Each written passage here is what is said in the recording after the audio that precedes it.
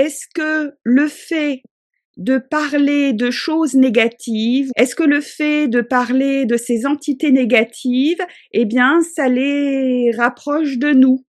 C'est-à-dire qu'en en parlant, instantanément, elles sont là et elles nous observent et elles essayent d'être intrusives. Liberté et perversion. On leur donne la liberté d'installer leur perversion. Donc, le message, c'est attention, lorsqu'on évoque des aspects sombres, qu'il s'agisse d'entités ou autre chose, eh bien, on attire vers soi le négatif.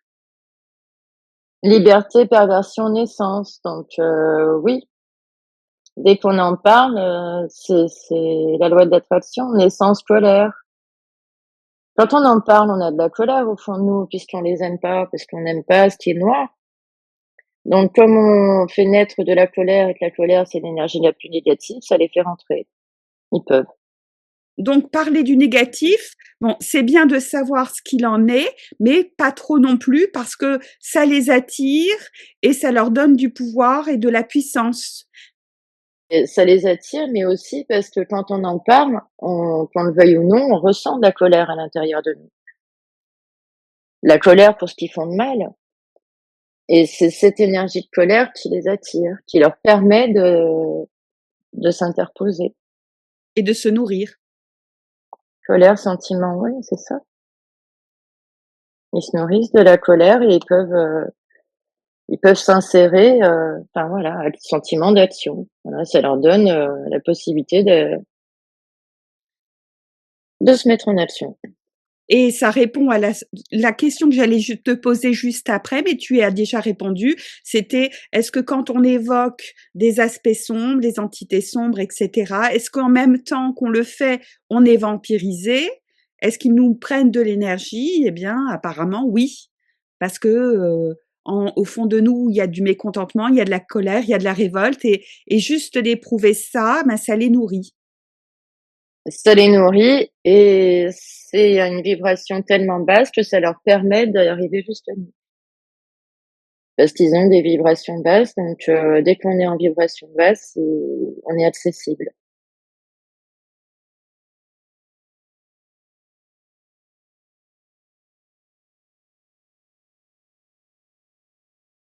C'est la vidéo qui sera l'une des plus importantes parce qu'elle est destinée à ceux qui ne passent leur temps qu'à regarder en détail toutes les horreurs du monde, sans s'apercevoir qu'en faisant ça, au lieu d'aider le monde, eh bien, au contraire, il faut connaître les choses, mais après s'orienter vers du positif. C'est ça, parce que dès qu'on ressent des émotions de tristesse ou de colère, on est accessible. Donc moins on fait en sorte de les ressentir, mieux c'est.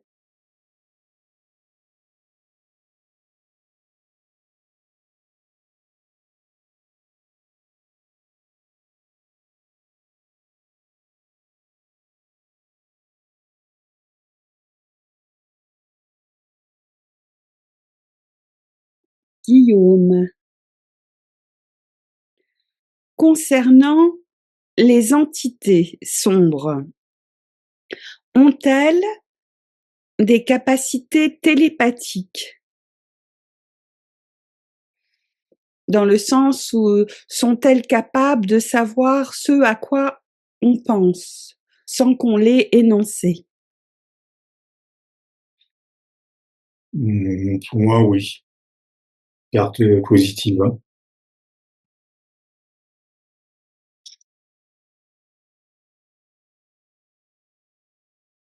Par contre, c'est pas vraiment opérationnel à 100%. Il reste du parasitage quand même. Et la carte, on voit la énergie, la lumière qui est cachée. Donc ça voudrait dire qu'en général, ils ont quand même des capacités télépathiques où elles peuvent savoir ce à quoi on pense, mais parfois pas totalement.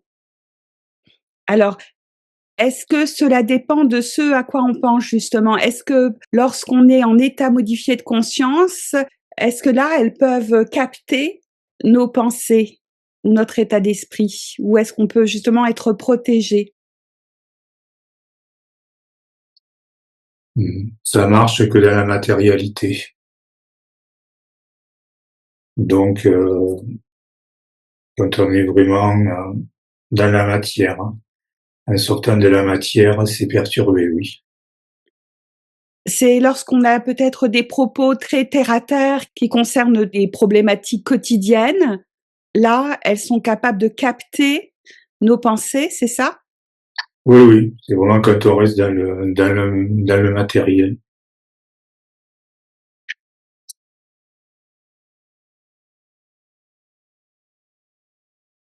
Conscience, hein. C'est perturbé avec la conscience quand on passe dans des pensées plus hautes, plus élevées. C'est lorsqu'on a des pensées plus élevées qui dépassent le plan matériel que là, c'est difficile pour ces entités de nous capter télépathiquement. Ouais. Une bonté. Peut-être oui, c'est dans la même lignée. Conscience, bonté, c'est-à-dire que vraiment quand on est dans des pensées hautes, il y a perturbation. Et quand on est dans la matérialité, il n'y a pas de perturbation. Plus nos pensées, notre état d'esprit est haut en vibration, plus c'est difficile pour ces entités de nous atteindre. Oui.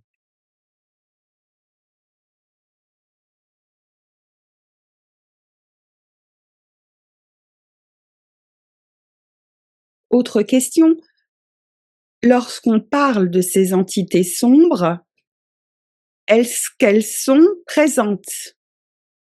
C'est-à-dire le fait qu'on les évoque, est-ce que ça les attire et à ce moment-là, elles sont à côté de nous ou autour de ceux qui en parlent? Pareil, cette carte, ça m'évoque de la froideur, ça les représente. Donc pour moi, c'est un oui. Donc à chaque fois qu'on parle de ces entités sombres, elles sont là. Elles sont là auprès de nous, de ceux qui en parlent. Spontanéité. Donc oui, pour moi, c'est spontané, c'est immédiat. Dès qu'on en parle, elles viennent.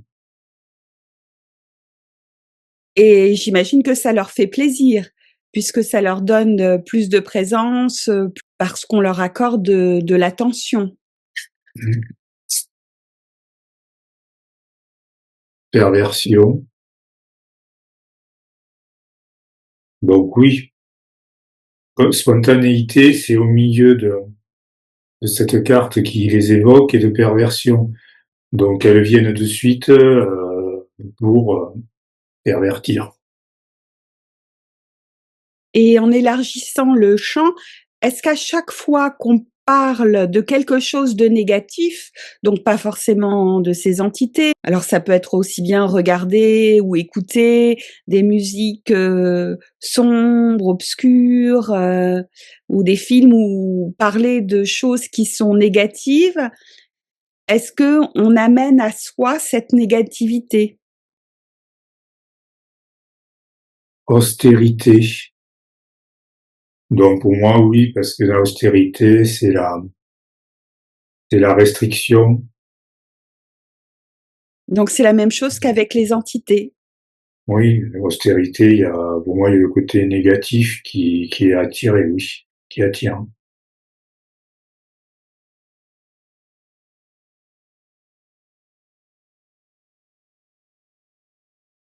Alors pour revenir aux entités, si on les évoque et qu'instantanément elles sont là autour de ceux qui parlent d'elles et qu'en même temps ça leur plaît dans leur perversion naturelle, combien de temps restent-elles auprès des personnes qui parlent d'elles? Est-ce que c'est juste le temps qu'on en parle ou après elles vont rester incrustées?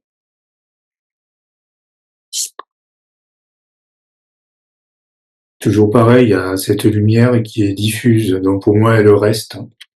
L'énergie est ternie, donc elle reste collée. Pour moi, c'est net.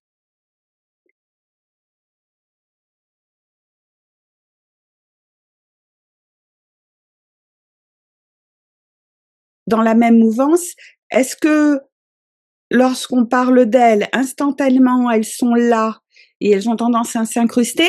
Et est-ce que lorsqu'elles sont là, elles vont vampiriser la personne? C'est-à-dire, le temps que la personne parle d'elle, ben, c'est un temps où ces mauvaises entités vont prendre l'énergie vitale de ces personnes. Oui, parce que renouveau, pour elle, c'est un renouveau pour l'entité. Donc il y a vampirisation énergétique à chaque fois qu'on évoque ces entités négatives ou qu'on parle de n'importe quel sujet négatif. Les deux sont proches, donc du moment où elles sont collées, oui, il y a vampirisme.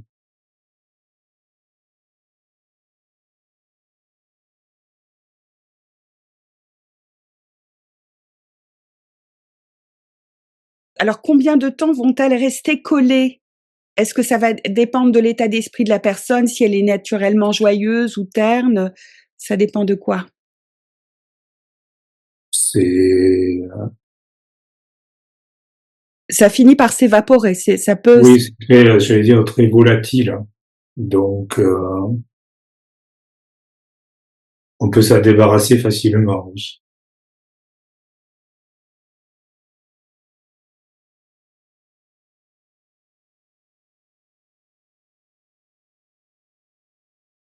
Et si on veut s'en débarrasser plus vite, j'imagine que en changeant complètement de sujet, en parlant de choses positives, ça permet de les chasser plus rapidement. Carte positive, donc oui, faut retourner dans le positif pour s'en débarrasser rapidement, oui.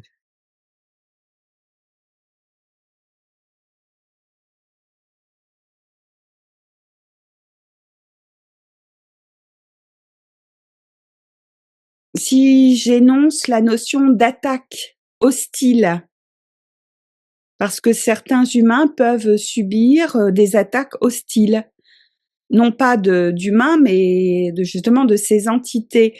Alors je me demandais quelles en étaient les raisons. Alors il y a plusieurs possibilités. Est-ce que c'est lorsque la personne monte en vibration et qu'elle sort du pâturage commun, il y aurait à ce moment-là une attaque hostile pour faire baisser la personne en vibration, ou quelqu'un qui avait tendance à être un peu complice de ces entités hostiles et qui à un moment se rend compte que, bah non, il a envie de changer de chemin et d'aller vers la lumière. Est-ce qu'à ce moment-là, il y aurait aussi des attaques hostiles pour l'obliger à rester emprisonné? Illusion, conscience. Ce que je vois, l'attaque, ce serait une attaque sur la conscience, lui montrer une illusion, Quelque chose qui pourrait l'effrayer, par exemple, pour un peu tétaniser la conscience. la tromper en tout cas, oui, lui montrer quelque chose qui n'est pas réel. Audace, c'est du bluff. L'illusion, audace, c'est vraiment du bluff sur la conscience. Il n'y a vraiment rien de réel. Elles essaient peut-être d'effrayer la conscience pour l'obliger à redescendre en vibration basse. Oui, oui, oui, c'est vraiment dans l'illusion, vraiment la manipulation, oui. Et si à ce moment-là, la personne ne se fait pas illusionner, c'est-à-dire qu'elle elle refuse d'être effrayée, elle peut sortir de leur emprise. Ça marche pas du tout, oui. Ce n'est qu'une illusion, ça marche pas du tout. Il y a que vraiment si la conscience se fait avoir par l'illusion qu'il y aura un impact, oui. Toujours pareil, matérialité. C'est vraiment, si on reste dans les basses vibrations, que ça va marcher. Oui. Donc à l'inverse, plus on monte en vibration, plus les tentatives d'attaque de leur part ne fonctionneront pas. Oui, complètement inefficace.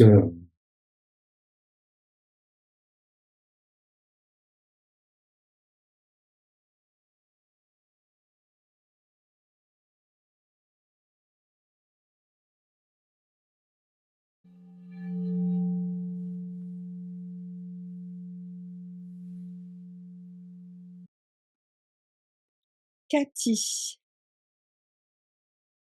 est-ce que ce sont les personnes qui ont le moins d'énergie qui en prennent aux autres? Par exemple, quelqu'un de malade qui va prendre de l'énergie à un proche qui est en bonne santé, ou une personne âgée qui va prendre de l'énergie à un enfant? La première carte, on dirait plutôt que on prend de l'énergie quand elle est lumineuse et dans la joie. Elle est joyeuse, cette carte. Mmh.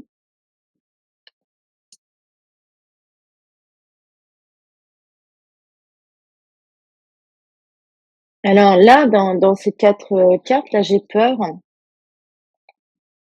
Donc ce que ça voudrait dire, c'est que c'est d'abord une énergie lumineuse que quelqu'un qui a besoin de prendre de l'énergie va aller chercher, et quelqu'un qui est dans la peur sera plus facilement accessible.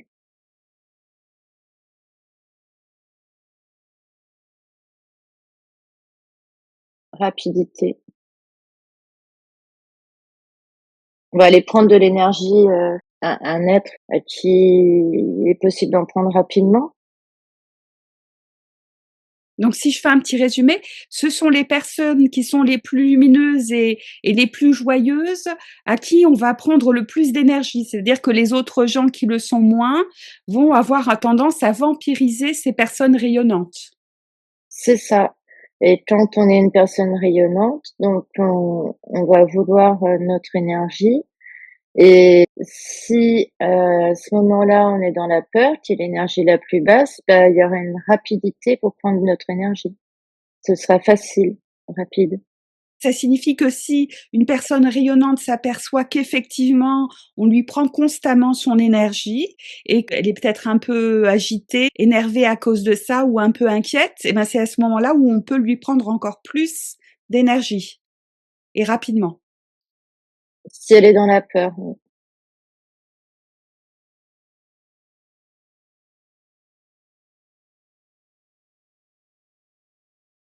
Ça rejoindrait un petit peu ce que j'ai dit au départ.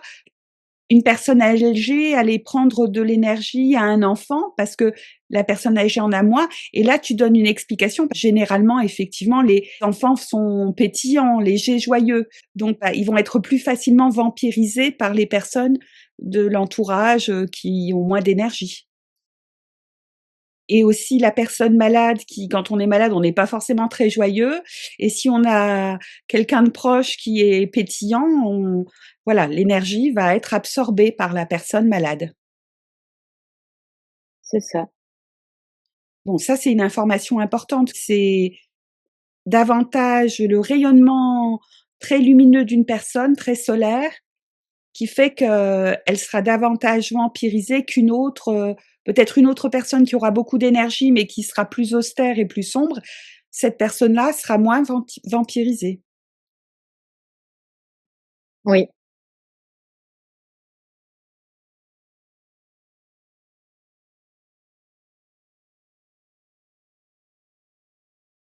Est-ce qu'il y a la possibilité de vampiriser quelqu'un ou de lui nuire ou de simplement de lui prendre de l'énergie au travers, par exemple, d'une photo? Et oui, là, c'est l'aspect occulte. Justement, je pensais à la sorcellerie ou autre Et chose. ça fait penser à un flash de photo aussi, hein. Si on regarde un petit peu, ça peut faire un flash de photo, un peu, à Oui. l'ancienne. Mmh.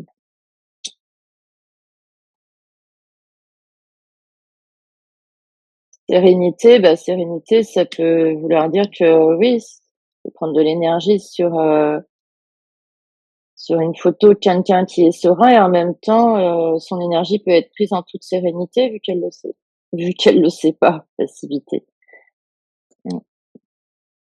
Oui, c'est vraiment là, il y a une empreinte photographique où, on peut prendre son énergie, facilement. Oui et passivité, réceptivité, c'est-à-dire que, en fait, la personne ne le sait pas. Donc l'autre peut prendre son énergie en toute sérénité, puisque la personne n'est passive, elle ne sait pas, en fait.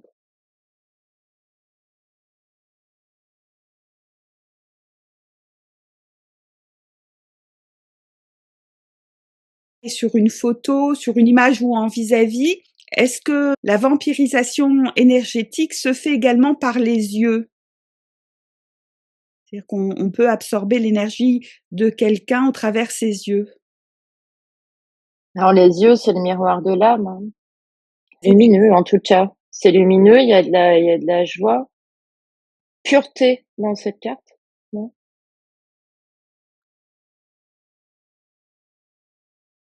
Rétention, on peut prendre l'énergie au travers des yeux.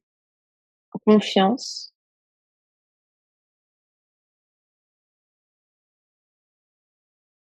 Le sable, c'est un peu c'est le désert, hein.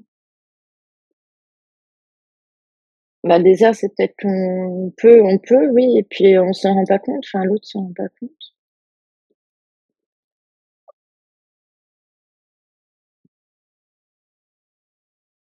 On se danse. On peut vampiriser les gens au travers du regard, mais on peut surtout les captiver, tu sais, comme les hypnotiser, les fasciner pour les attirer vers soi. C'est une forme aussi de vampirisation. Oui, et sans qu'on s'en rende compte. Créer un climat de confiance illusoire. Bienveillance, ouais. Comme si, on pouvait prendre ça pour de la bienveillance alors que c'est pas le cas.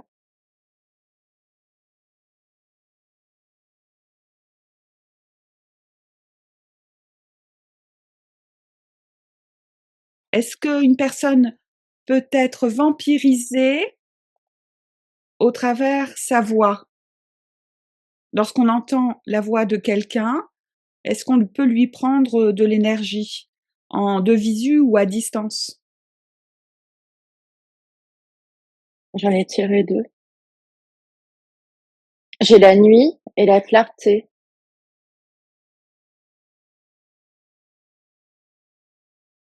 Liberté,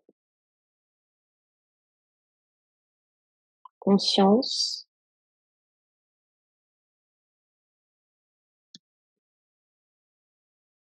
conflit. C'est étonnant, il y a des oppositions entre le jour et la nuit. Il y a La liberté, le conflit. oui, des attirances opposées et qui sont vampirisantes sans qu'on s'en aperçoive. Oui.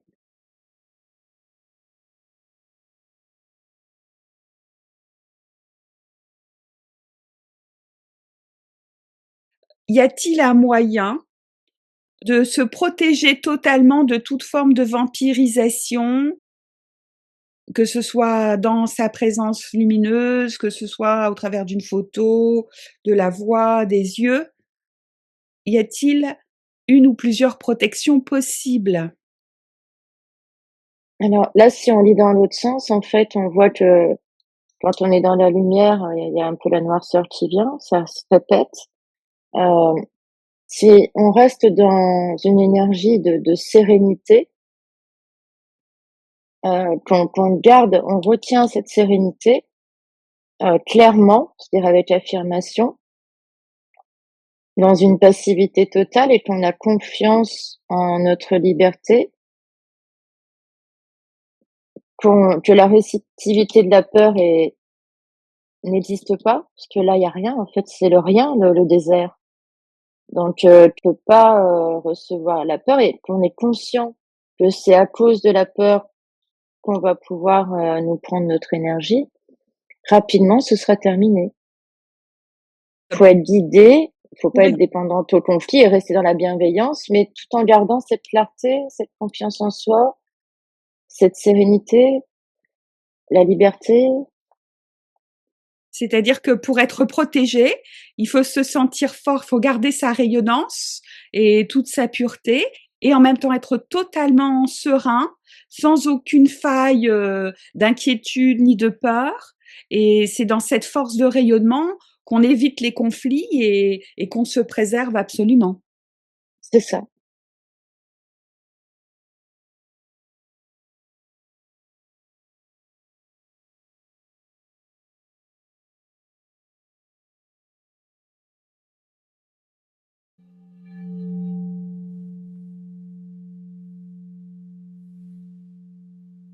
Un autre petit thème qui concerne la vampirisation énergétique humaine, c'est-à-dire des humains qui vampirisent d'autres humains, hein, qui prennent leur énergie vitale.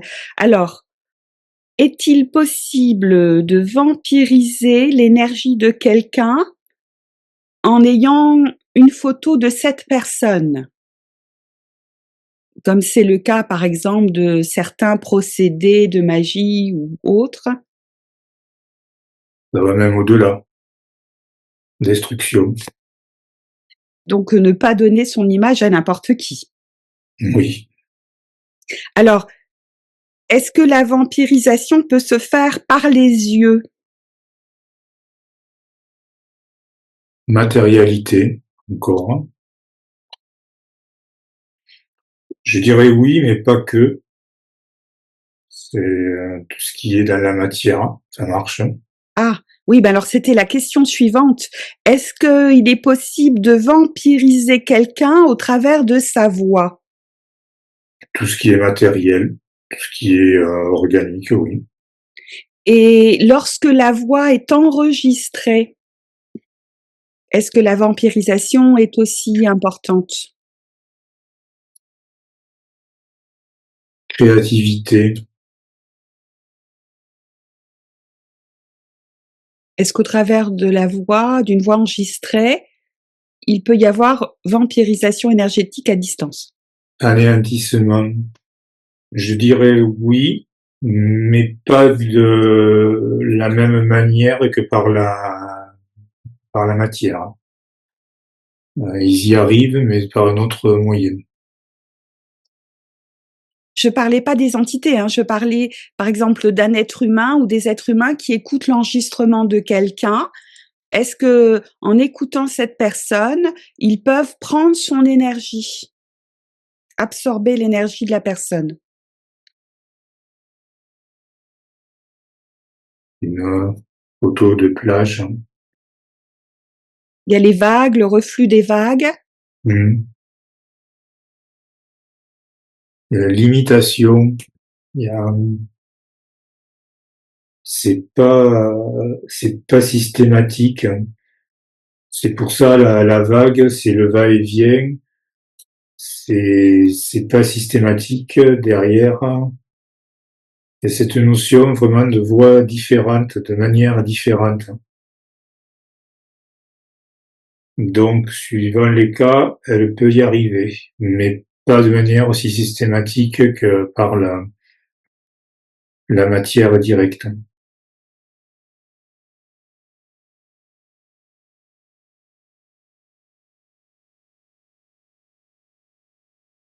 Y a-t-il un moyen?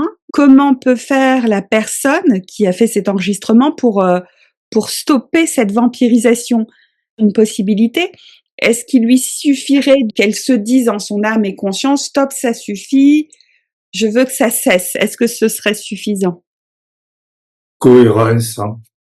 Donc oui, être aligné, cohérent, ancré.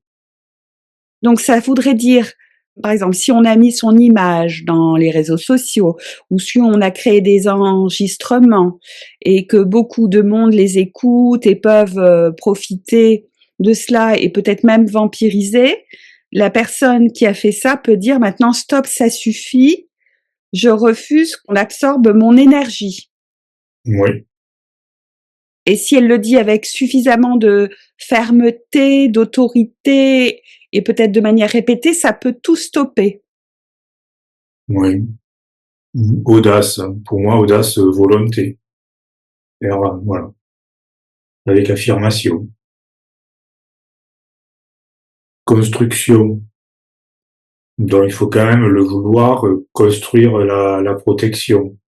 Mais quand c'est affirmé, ça, c'est suffisant. Et là, impossibilité par la suite de vampirisation énergétique. Oui.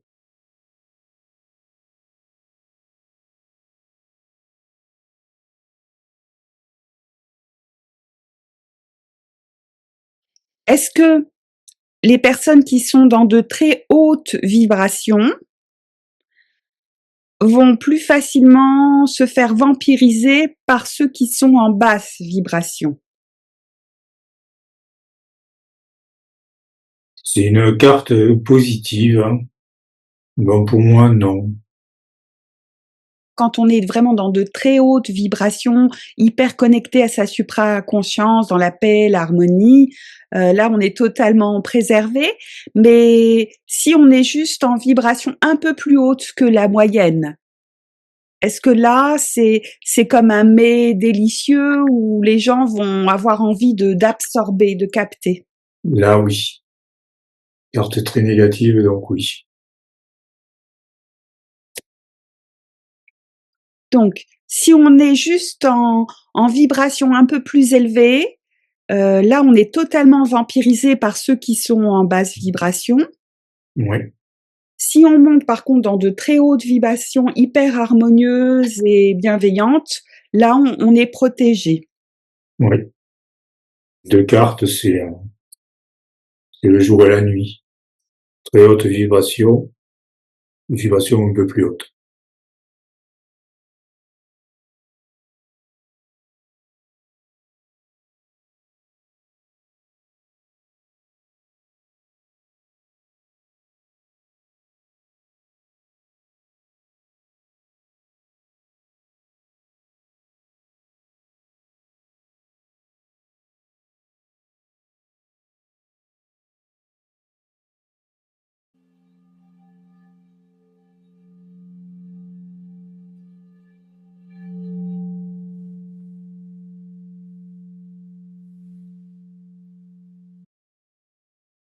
Guillaume, il va s'agir d'un autre petit thème concernant les intentions collectives, c'est-à-dire lorsque de nombreuses personnes qui ne se connaissent pas forcément et qui ne font pas la chose au même moment, mais ont toutes la même intention.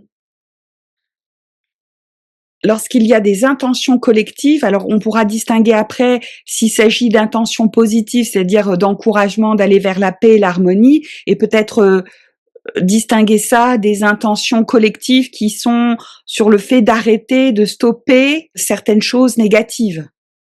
Concernant les intentions lorsqu'elles sont émises de manière collective, est-ce qu'elles ont réellement une action puissante de concrétisation? Limitation. Est-ce que justement c'est limité lorsque les personnes émettent leurs intentions en étant en disharmonie intérieure, par exemple sous l'effet de la colère, du mécontentement, lorsque les intentions sont associées à un état intérieur dissonant, c'est-à-dire des énergies de peur, de colère, de tristesse, est-ce que là c'est limité? Équilibre. Oui, en fait, c'est limité par l'équilibre intérieur de la personne. Plus la personne sera dans un déséquilibre intérieur, plus les intentions seront limitées aussi dans leur faculté d'intervention. Oui. Donc à l'opposé, s'il y a vraiment un nombre important de personnes qui sont bien alignées, si c'est possible avec leur cœur, leur conscience supérieure, donc dans une harmonie intérieure, si elles émettent des intentions, est-ce que là, ce sera puissant? Est-ce qu'il y aura des résultats qui vont se réaliser? Rêve et une carte de nature belle, donc oui. Parce que les deux étaient, je pouvais pas les séparer. Donc la réponse est oui et oui. Et en plus, c'est du lilas blanc, donc le blanc, c'est la pureté, la paix, l'harmonie. Donc, ça sous-entend qu'effectivement, si les personnes qui, ensemble, même sans se connaître, éparpillées dans le monde, sont vraiment alignées dans un sentiment de paix et d'harmonie qu'ils ont l'intention de déployer sur le monde ou dans certains endroits, ça peut vraiment avoir une action. Oui.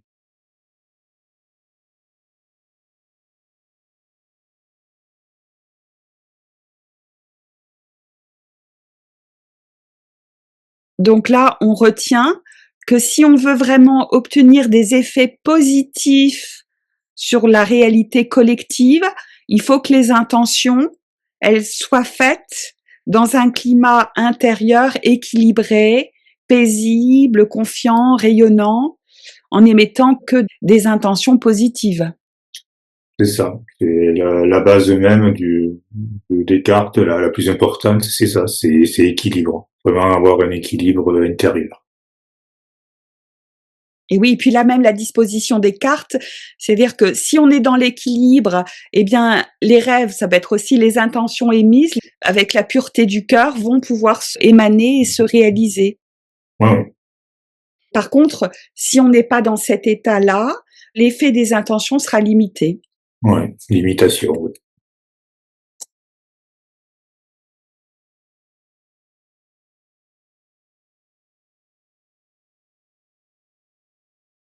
Imaginons qu'il y ait vraiment beaucoup de personnes qui soient dans la paix, dans le cœur, avec des intentions puissantes et rayonnantes, sans se connaître les unes les autres.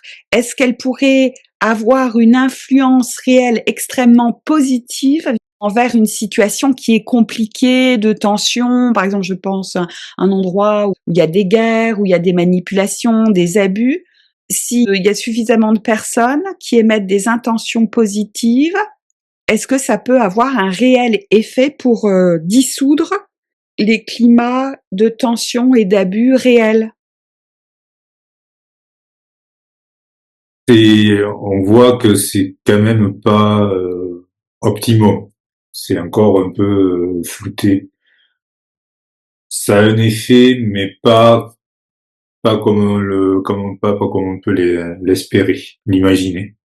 Dans cette réalité qui est bien conditionnée, il y a quand même le libre arbitre. Donc, s'il y a beaucoup de gens qui veulent la paix, mais que de l'autre côté, il y en a beaucoup qui veulent la guerre, la dissonance, ils ont aussi le droit d'exister et d'interférer. Mmh. Une personne qui est dans un conflit, dans une guerre, c'est à elle à trouver son équilibre pour influer sur son environnement extérieur. Ça peut aider les personnes extérieures à ce mouvement, mais une grande partie vient des personnes elles-mêmes qui sont dans les situations difficiles. Quand on a des intentions pour soi-même, pour son parcours de vie, ses propres situations, si on est bien aligné, c'est là où les changements peuvent avoir lieu. Par contre, avoir l'intention d'agir positivement pour le collectif, là, c'est plus compliqué parce qu'il y a aussi les intentions des autres êtres humains qui ont aussi leur importance. Voilà, c'est ça. Donc la puissance de l'intention collective, ça peut être réel, mais même dans les meilleures conditions, c'est pas non plus optimal. Non.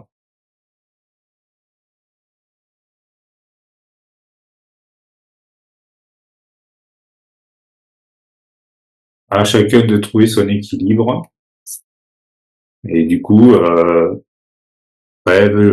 fleur blanche apparaît. Donc si chacun fait ça, presque il n'y a plus besoin de pensée collective pour les autres.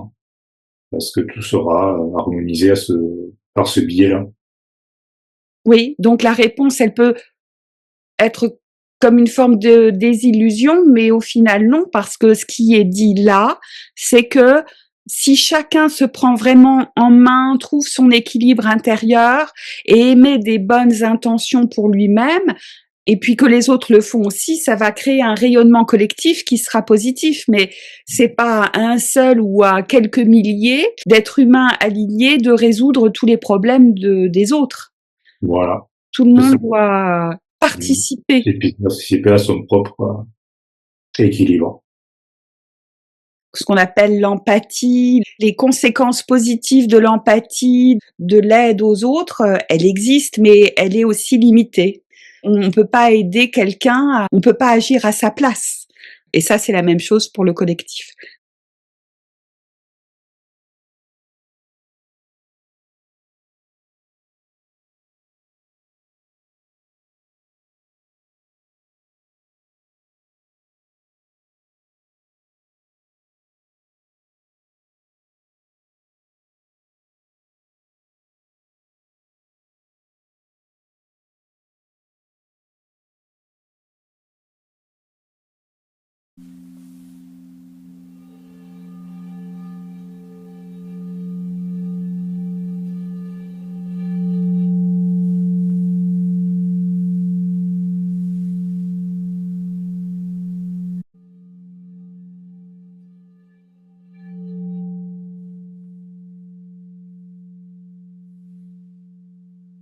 Guillaume, un autre thème, celui des présences invisibles.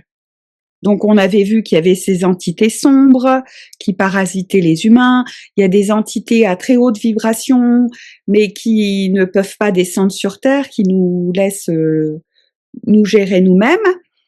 Mais que dire d'autres présences, ce qu'on appelle les djinns ou les démons, etc. Est-ce que ça fait partie des entités sombres? Cohérence. Apparemment, oui, c'est en cohérence avec ces entités. Et indifférence. On n'arrive pas à les différencier, donc oui.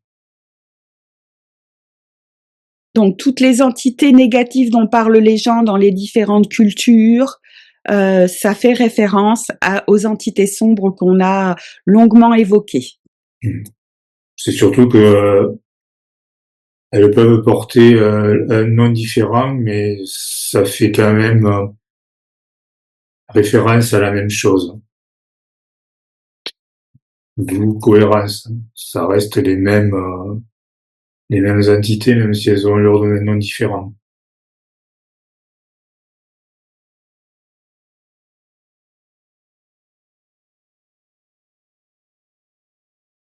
Parmi ce que j'appellerais les présences invisibles ou que certains disent avoir vues, il y a ce qu'on appelle les gris, petits ou grands, et qui voyagent au travers de soucoupes. Est-ce réel ou non? Est-ce que ces présences grises existent? Une lumière floue. Peur. Leur existence, elle est floue, elle est due qu'à la peur. Alors, est-ce que c'est un camouflage ou une stratégie des entités sombres qui sont derrière ça? Oui. Perversion. C'est une manipulation. C'est encore une manipulation des entités sombres qui font croire à l'existence des reptilos dracos, des gris petits ou grands, ou des véhicules sous coupe pour effrayer les humains. Voilà, l'existence floue, non, pour moi non, c'est juste pour te faire peur. Mais c'est encore de la perversion.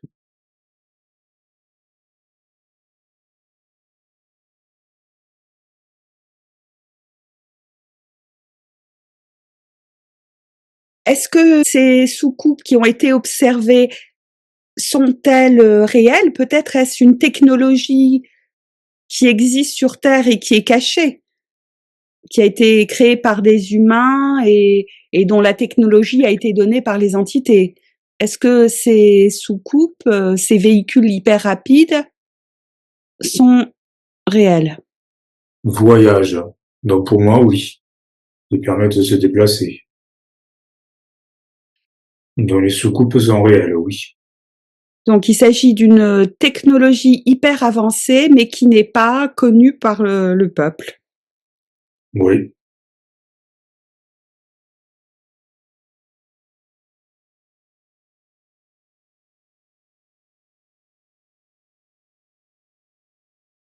Et quand on parle justement d'enlèvement et parfois on retrouve des animaux mutilés, peut-être effectivement, est-ce que c'est une tactique faite par certains humains, dominés par les entités pour récolter des organes ou de l'énergie? Concret. Donc c'est pour pour pouvoir l'utiliser pour une affirmation. Donc on crée des preuves en fait. Et peut-être également, ça peut être aussi du matériel génétique qui est utilisé pour leurs expériences de clonage ou de chimère, hein. Ça peut être ça aussi.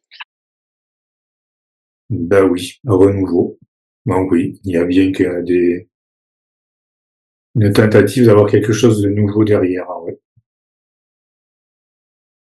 Donc encore une grosse manipulation des entités sombres qui récupèrent du matériel organique, humain ou animal, pour leurs mauvaises expériences et en même temps avec l'intention d'effrayer la majorité des êtres humains.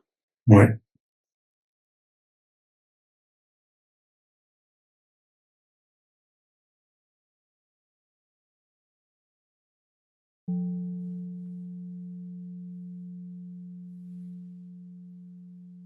Certains parlent de présence angélique, d'anges ou d'archanges qui communiquent avec eux. Est-ce que ces présences existent dans l'invisible ou est-ce encore une stratégie des entités? Tout pareil, le soleil qui est couvert. Donc pour moi ça m'évoque oui que c'est une réalité, mais que c'est pas si évident que ça. Derrière il y a quelque chose qui voile la chose. Et de nouveau perversion. Je dirais quand même que leur lumière à la base est assombrie par la perversion des entités. On retrouve la nature avec un arbre dénudé. Et même dessécher un arbre mort. Et c'est ouais. Donc c'est vraiment que leur lumière est atténuée par la perversion. Il y a un filtrage de l'obscur. Voilà. C'est pour ça que j'ai cette sensation, on voit bien la lumière, mais c'est filtré. Et derrière, il y a la perversion, et du coup, ça quand même éteint beaucoup leur lumière.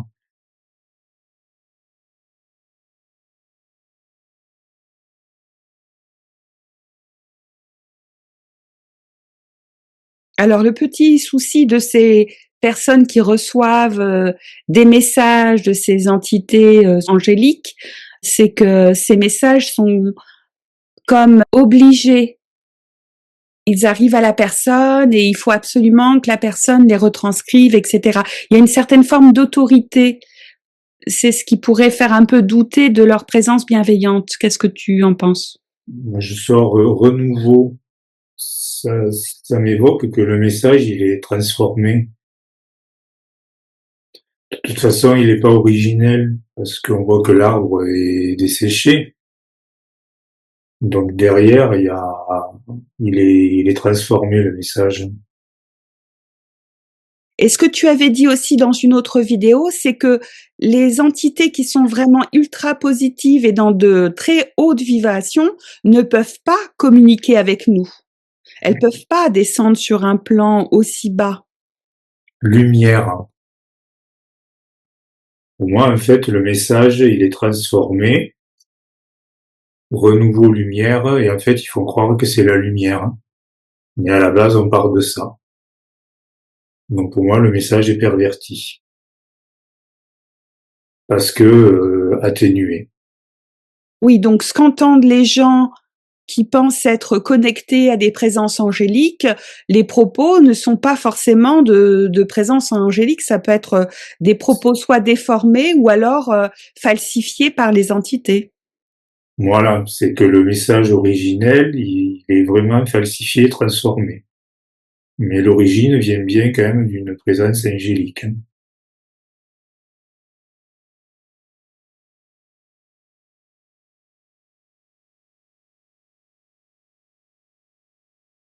Alors le souci, c'est que comme c'est constamment falsifié, c'est pas crédible non plus. C'est totalement transformé, oui. Ça n'a rien de positif. Liberté. En fait, on part de cette carte négative et on a renouveau de la lumière et de la liberté. Donc c'est vraiment quelque chose qui transforme en lumière ou en liberté. C'est que un message qui est à l'apparence positive, mais qui part de quelque chose de vraiment transformé, inerte. Hein. Donc la conclusion, ce serait peut-être de ne pas tenir compte de ces pseudo-messages lumineux parce que ils sont systématiquement transformés, modifiés. Encore et toujours, pourtant je mélange matérialité. Donc en fait, le message originel qui vient vraiment d'un très haut est transformé, perverti, et il va retomber uniquement dans la matérialité. On pense être de la lumière ou de la liberté, mais c'est vraiment au niveau matériel. Donc tous ces messages angéliques sont tous manipulés par l'obscur et déformés. Oui. Donc quelque part, ça sous-entend qu'il vaudrait mieux ne pas y prêter attention. Oui. Voilà ce que ça devient. J'avais intentionné la dernière carte. On passe de ça à une lumière qui est quand même assez lointaine et floutée à encore plus. D'obscurité. Voilà, on voit bien quand même qu'elle y est, la lumière, mais voilà, elle est vraiment atténuée, pervertie par l'obscurité. Donc systématiquement, les entités obscures vont déformer, parasiter tous les messages venant d'entités très hautes. Oui.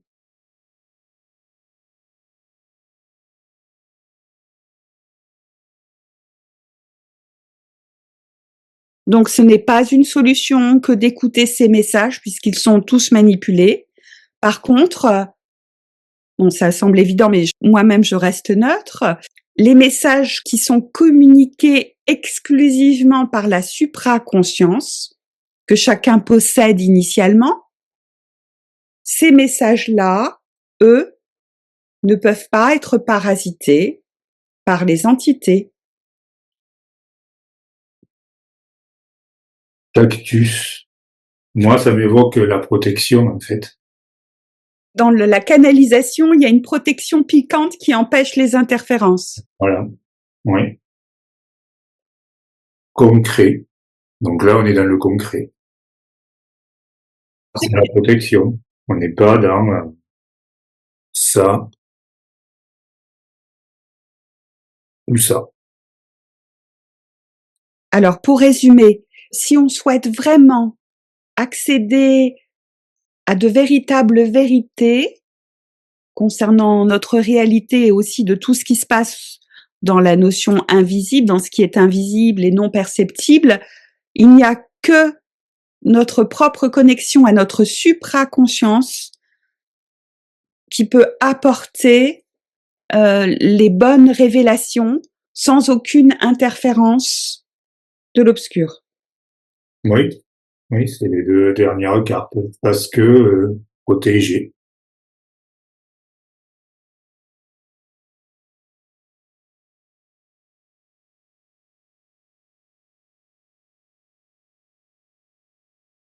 Est-ce que les entités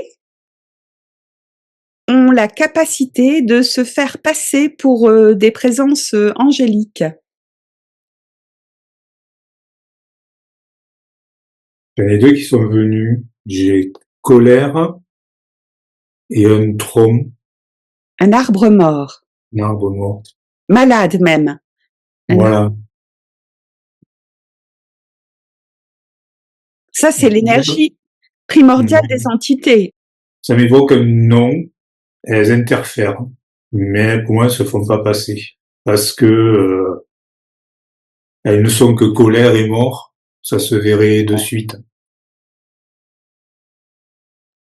Spontanéité, donc c'est vraiment leur nature, colère, mort.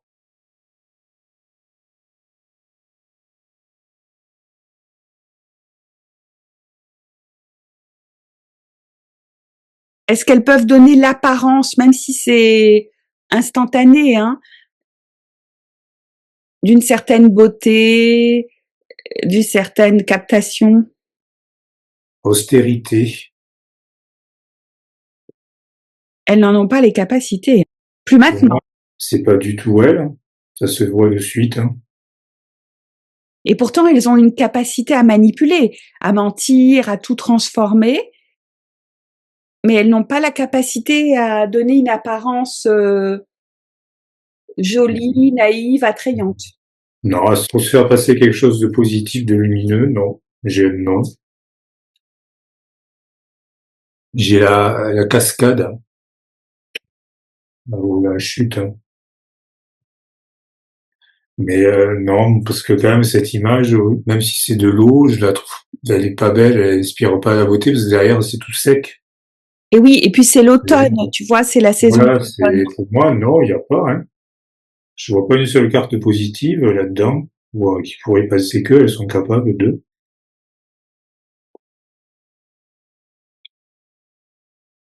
Indifférence, hein. Ça ne les intéresse même pas.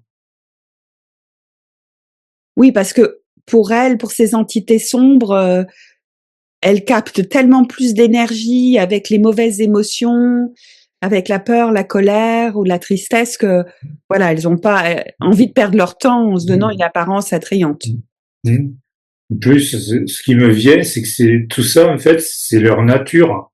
Et c'est cette vraiment nature qui va pervertir la lumière. Elles n'ont pas besoin de se forcer de par ce qu'elles sont. Ce n'est que du négatif. Donc elles ont juste qu'à se mettre entre la lumière et nous pour pouvoir détourner le message, l'énergie.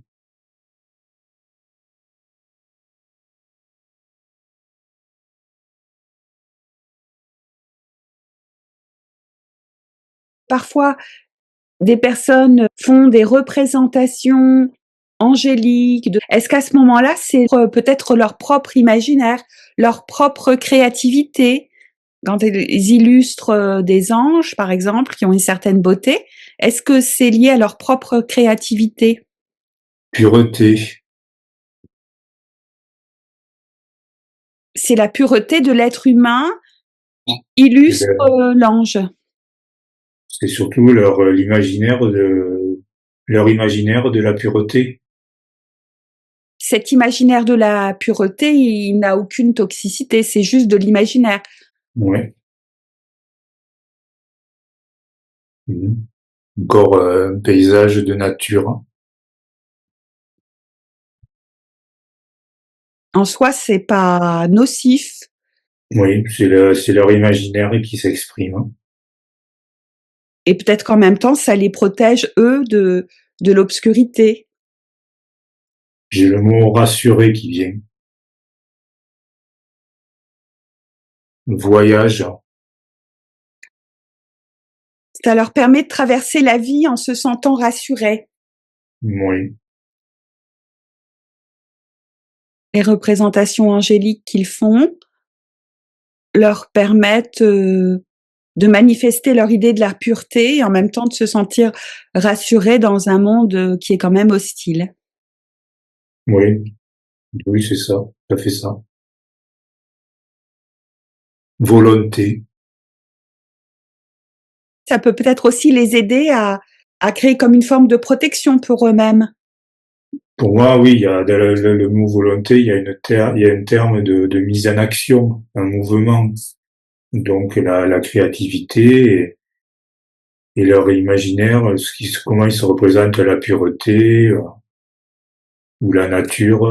Le voyage, c'est cette notion de mouvement, que ce soit le voyage après la vie, enfin après la mort, durant la vie. Mais voilà, il y a quelque chose qui est initié par une volonté De faire valoir la pureté. oui, de se rassurer.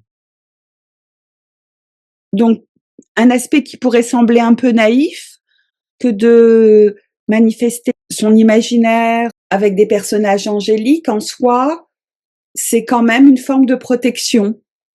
Oui, Ça protège ces personnes des attaques hostiles. ça les rassure et du coup, ils sont moins atteignables, oui. Alors pas une protection absolue, mais quand même. Mm.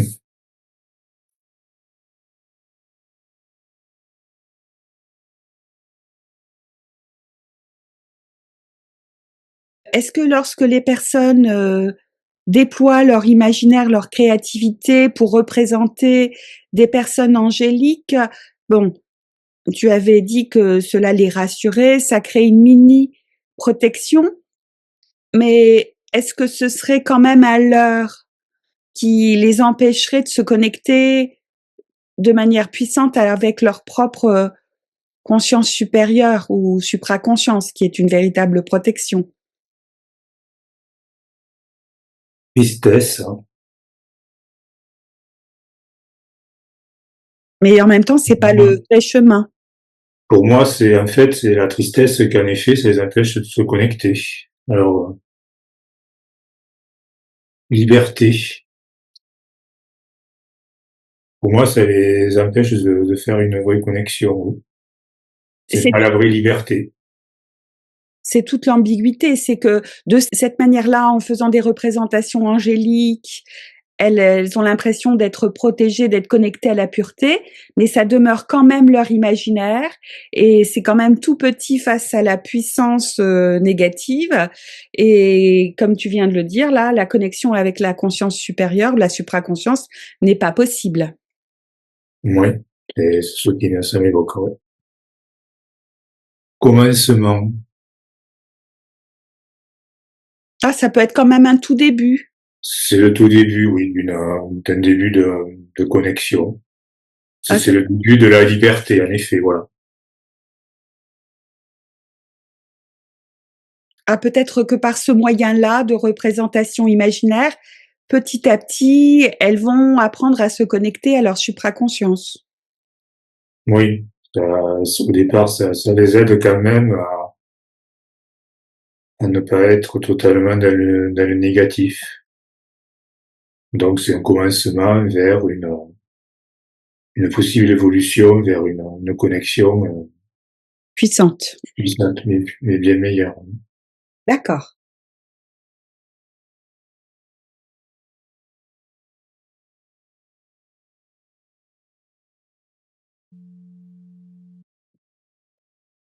Guillaume, concernant ce qu'on appelle les âmes errantes,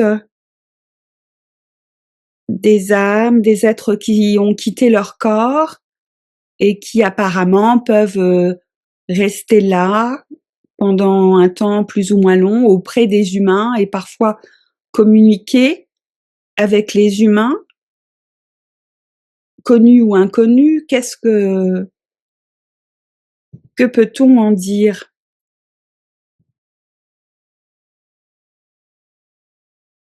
C'est une rangée d'arbres qui se font face. Et qui se donnent la main, presque, on dirait. Ouais. Pour moi, c'est réel. D'un côté, les vivants, entre guillemets, et de l'autre, les qui sont en parallèle, en fait. Intuition. Alors peut-être que justement les humains qui ont un peu plus de perception dans l'invisible et l'intuition vont les percevoir davantage. Oui, les ressentent.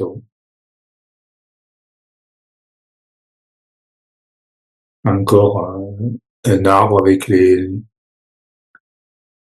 branches. Un peu comme une succession d'escaliers. Oui, moi je vois de nouveau la notion de parallèle, hein, un tronc commun, parallèle. Bon, pour moi, oui, c'est une réalité.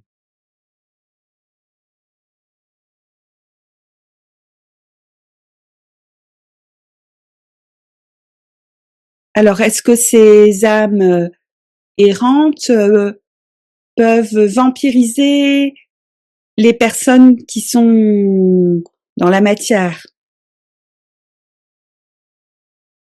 S'accrocher par exemple à quelqu'un qui est vivant, qui est dans un lieu et continuer à être présent en prenant l'énergie de l'autre. Il y a une conscience. Sans que la personne s'en aperçoive, elle peut se faire prendre son énergie par... C'est dans les deux sens. Ça me dit que l'âme errante va le faire, mais de manière inconsciente aussi. C'est dans les deux sens. Il y a quand même un petit phénomène de vampirisation qui a lieu. Il y a, oui, mais de manière inconsciente.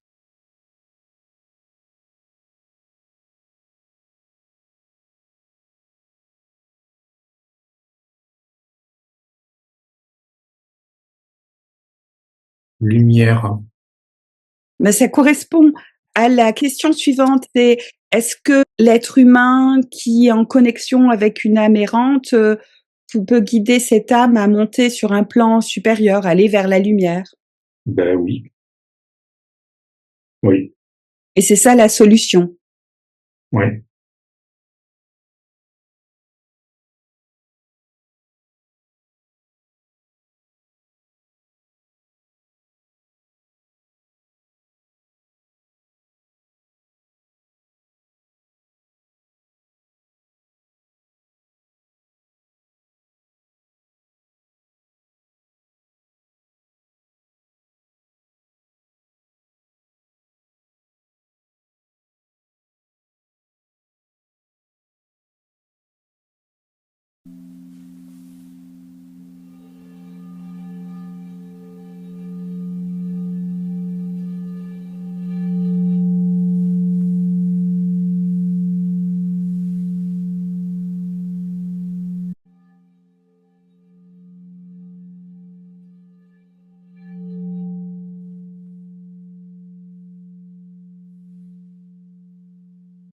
Guillaume. Autre question concernant ce qu'on appelle l'intelligence artificielle. Les propos qui sont divulgués par cette intelligence artificielle, alors on pense généralement que ce sont un amalgame de toutes les connaissances qui ont été récupérées, des informations de tous les gens connectés, qui ont des connaissances ou non. Et la question était, est-ce que les entités, à un moment où peut-être que c'est déjà le cas, peuvent elles-mêmes parler au travers de la voix de l'IA, c'est-à-dire émettre leurs propres informations, vraies ou fausses, peu importe.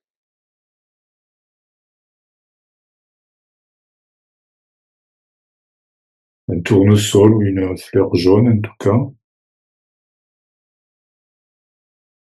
Bonté, bien, parce que les deux sont venus en même temps. Je vois une illusion de la bonté et du bien. Cette carte, c'est le mot illusion qui vient.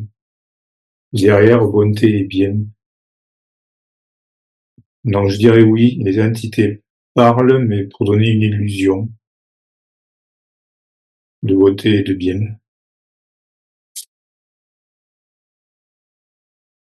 Commandement. C'est une manière de manipuler, de commander les gens. Cela voudrait dire que lorsque les gens parlent à l'IA et qu'ils obtiennent des réponses, ces réponses ne sont pas toujours la somme de toutes les connaissances humaines qui ont été condensées. Ça peut être vraiment ces entités qui s'adressent directement à la personne pour la manipuler ou la commander. Oui, oui, c'est ça. C'est-à-dire, dès qu'elle répond, entre guillemets, dès que la voix de l'IA répond, on rentre dans l'illusion. Donc c'est bien l'entité qui parle, oui.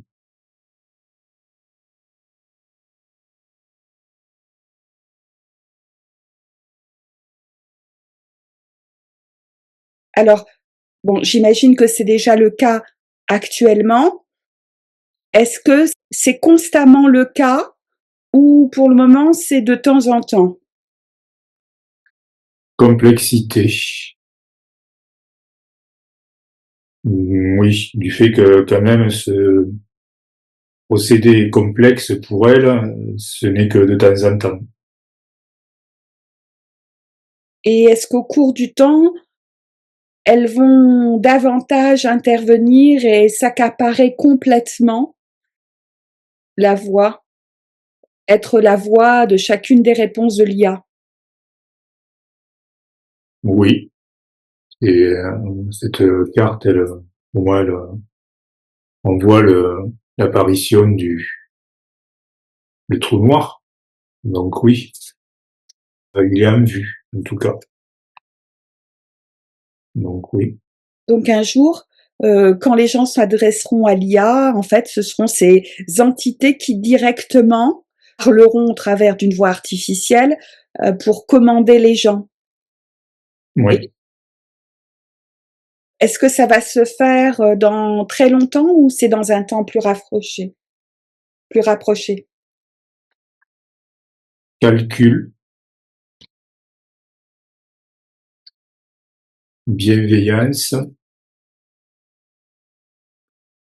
c'est pas rapproché parce que cette carte calcul fait que ça va prendre du temps. Parce qu'il faut faire croire que c'est dans la bienveillance.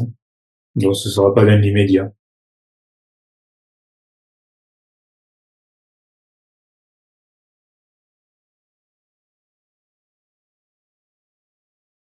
Et lorsque ce sont ces entités qui parlent au travers de la voix artificielle, j'imagine que l'impact est encore plus dangereux.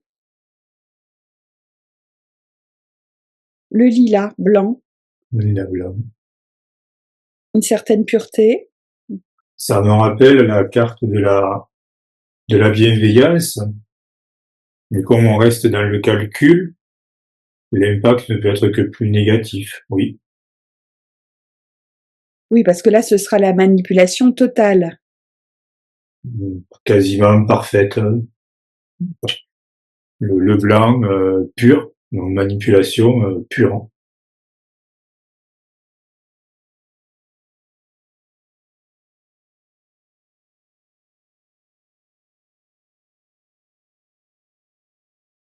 Alors, dans d'autres vidéos, tu avais découvert que donc les entités négatives étaient sur Terre depuis très longtemps, qu'elles essayaient de manipuler les humains, qu'elles arrivaient sur leur fin parce qu'elles n'avaient pas suffisamment d'énergie pour survivre, mais qu'entre-temps, elles avaient découvert qu'au travers de l'IA, elles pouvaient prolonger leur présence et leur domination.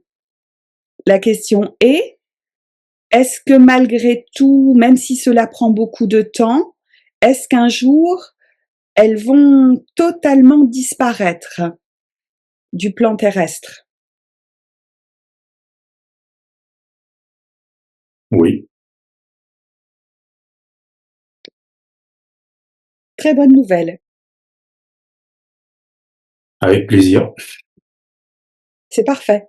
Est-ce qu'on peut demander dans combien de temps? Ça va être peut-être un peu délicat, mais bon, tu avais déjà dit que ce serait long. Alors, cette longueur, est-ce qu'elle se compte en siècles? On va dire, est-ce que dans un siècle, ce sera terminé? Oui, retour à la nature.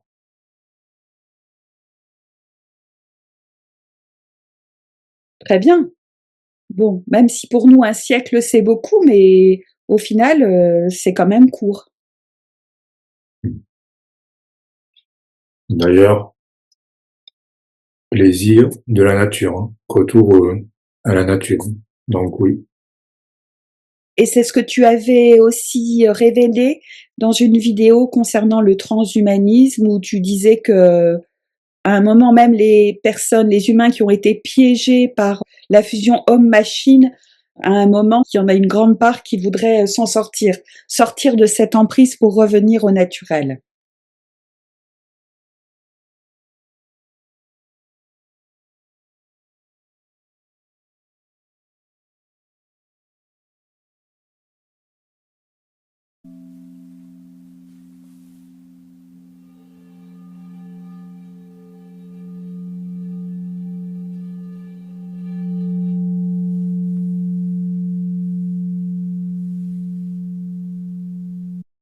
Que peut-il être dit au sujet des métaux ou du métal, c'est-à-dire les minerais ou minéraux qui sont transformés,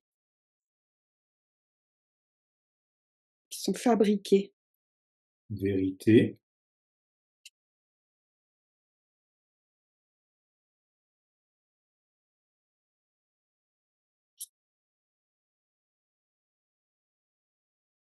mouvement,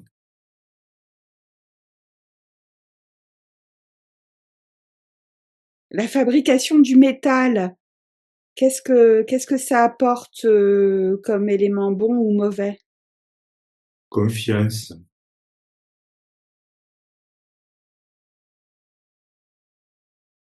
voit plus un effet sur la personne qui le travaille hein, que sur le métal en lui-même. Sur cette idée de mouvement, quand on regarde la carte confiance, on a deux mouvements en opposé, un peu comme si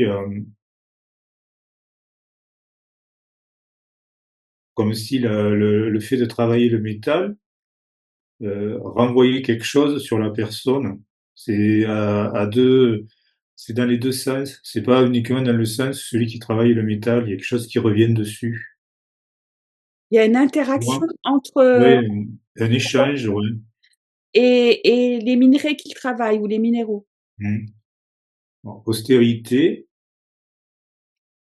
je pense que c'est à force de beaucoup le travailler. La carte vérité, c'est parce qu'en fait, ce qui me vient, c'est quelque chose qu'on ne pense pas forcément. Donc, en fait, une vérité. Mais c'est vraiment à double sens.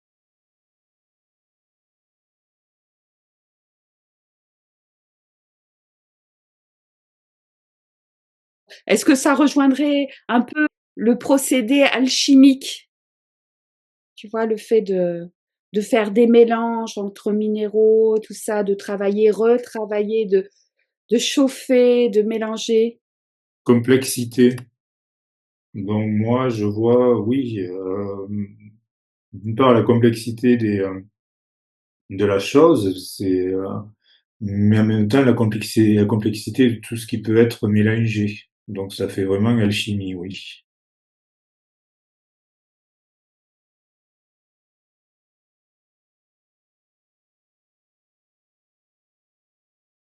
Est-ce que cette manière d'agir, de faire, est-ce que c'est bénéfique à l'homme ou alors c'est dangereux, ce n'est pas bon pour lui?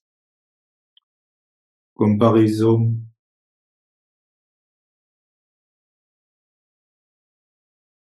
C'est comme si l'énergie de cet humain se mélangeait un peu avec l'énergie de ce qu'il était en train de fabriquer. Il y avait une interaction. c'est ça, oui, parce que je vois la comparaison, toujours pareil, il y a ces deux mouvements opposés, ça me renvoie à cette carte. Il y a vraiment un échange qui se fait, Une interaction énergétique qui a oui, lieu. une interaction énergétique, voilà, qui est très peu abordée. Et au final, est-ce que c'est bon ou mauvais? Bienveillance. Si c'est fait avec bienveillance, Le travail soit fait dans la bienveillance. Sinon, ça peut poser des problèmes. donc il faut que celui qui manipule les minéraux, les minerais pour fabriquer des métaux soit dans la bienveillance. Oui, parce il est impacté. Il y a vraiment une énergie de retour qui se fait. Il y a un échange énergétique entre la conception et le concepteur. Ouais. C'est pour ça qu'il y a la carte comparaison. C'est-à-dire suivant si l'état de la personne qui travaille. C'est vraiment un effet boomerang.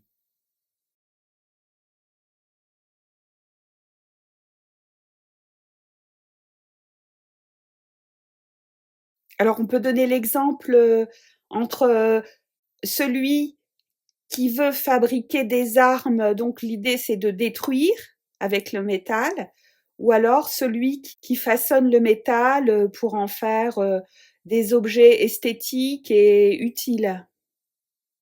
Par rapport à la première proposition, c'est noir.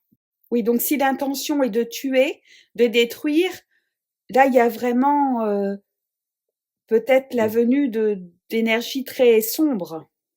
Oh oui, complètement.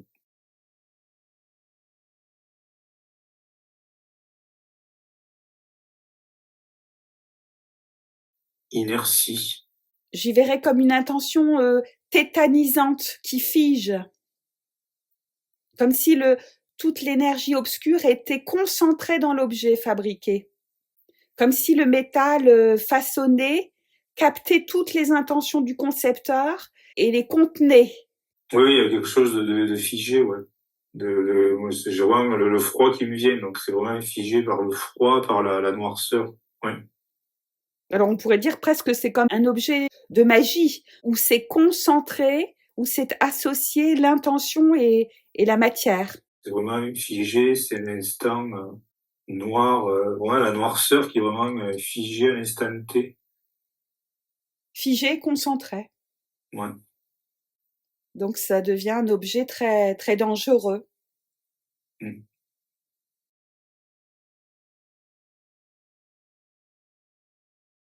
Naissance. C'est vraiment la notion de création de quelque chose, oui. La naissance de la création d'un objet très dangereux. Alors là, j'extrapole. Est-ce que, justement, s'il y avait eu l'intention de fabriquer des objets qui tuent, donc dans cette intention mortifère, violente, cette intention s'est figée dans l'objet métallique.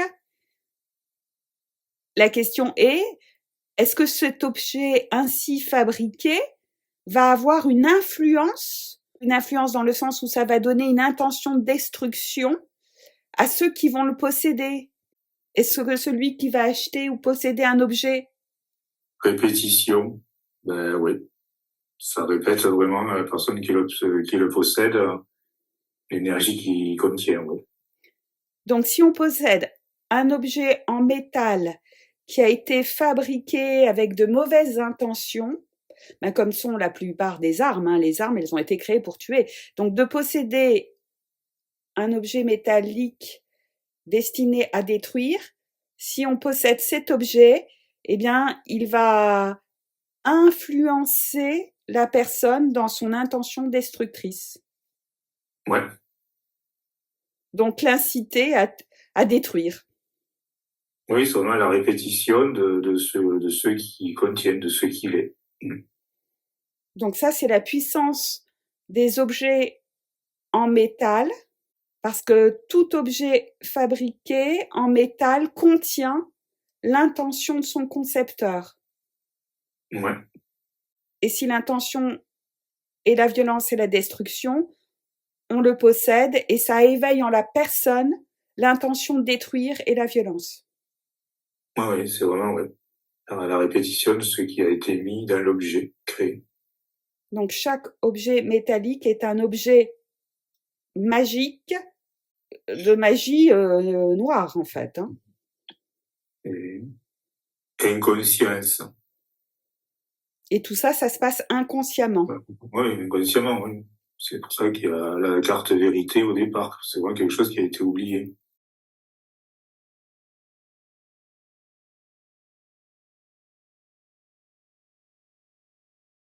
Donc il n'est vraiment pas anodin de posséder des objets métalliques, et ce d'autant plus que ce sont des objets qui sont considérés comme étant des armes, puisque dans ces objets, il y a l'énergie de la destruction, de la violence, qui peut à tout moment saisir la personne qui le possède et le pousser à de mauvaises actions.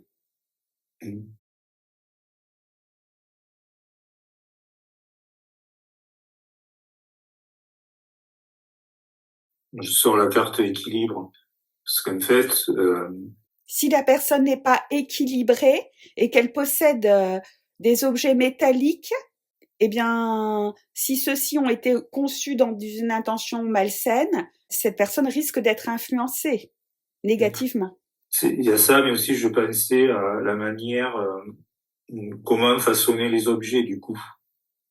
Parce que on voyait le côté malsain, d'un côté j'avais la bienveillance, et en fait la réponse c'était ça, c'est-à-dire il faut vraiment façonner dans un état équilibré. Sinon, Les résultats peuvent être très graves et très dangereux.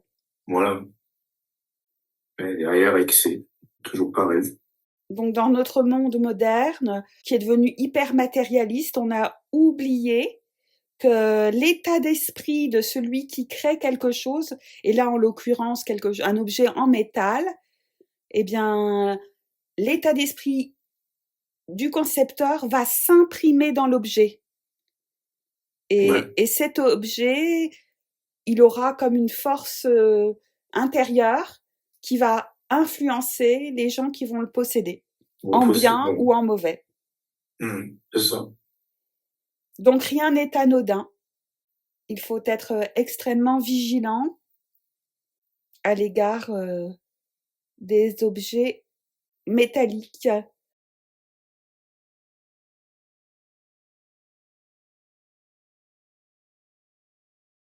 Est-ce la même chose aussi pour les autres formes d'objets? Par exemple, la pierre, la terre, est-ce que c'est aussi fort comme action?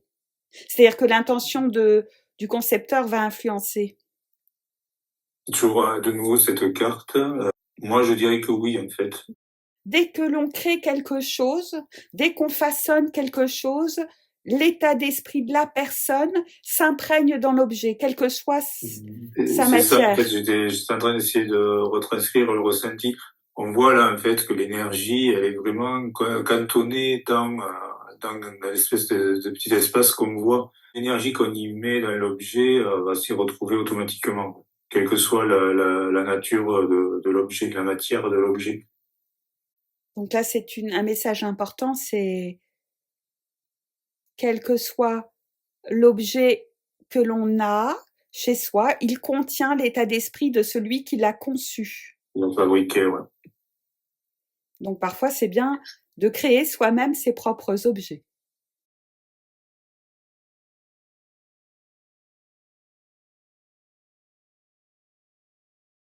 Et là, j'ai l'espèce de mur de terre, de sable avec du verre en bas.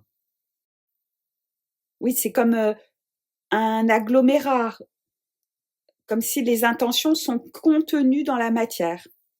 Moi je vois ça comme voilà quelque chose qui empêche le verre de pousser, qui le retient, voilà. Et donc c'est ça, enfin, qu'il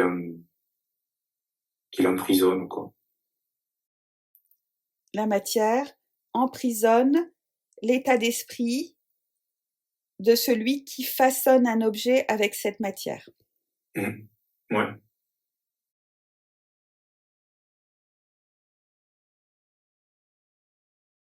Donc là, si on va plus loin, ça sous-entend que l'esprit et la matière sont constamment en interaction. C'est vraiment cet effet boomerang. Et peut-être cette interaction est encore plus forte, plus puissante, lorsque l'humain façonne un objet, travaille la matière. Lorsqu'un humain travaille la matière... Quand il y a du mouvement, ouais.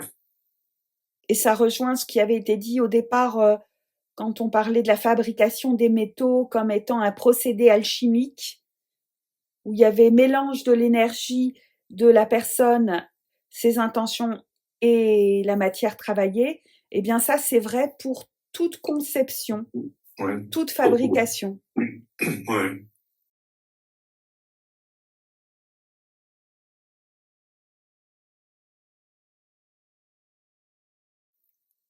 Lumière qu'on vient de mettre en lumière, voilà ce qui avait été oublié.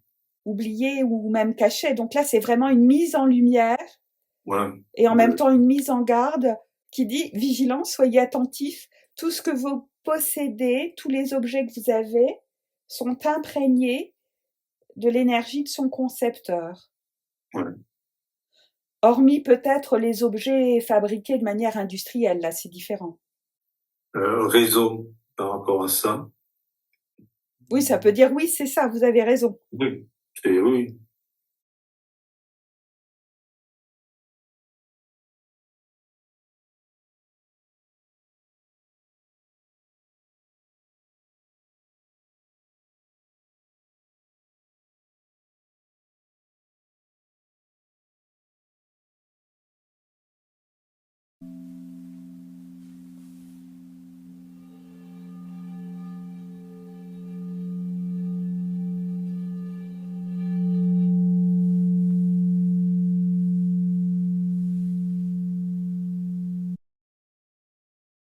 Guillaume. Alors, voici une question particulière qui concerne ce qu'on appelle le mixage phosphonique. Alors, c'est apparemment une méthode qui est utilisée par certaines personnes pour permettre soi-disant de concrétiser plus rapidement leur projet et qui consiste à regarder pendant un certain temps une lumière particulière, puis après de détourner ailleurs son regard et puis de pouvoir continuer à voir la lumière qu'on voyait auparavant en y associant son ou ses intentions. Qu'est-ce qui peut être dit au sujet de cette méthode? Mixage phosphonique. Est-ce que c'est quelque chose de bon ou de pas bon? Renouveau.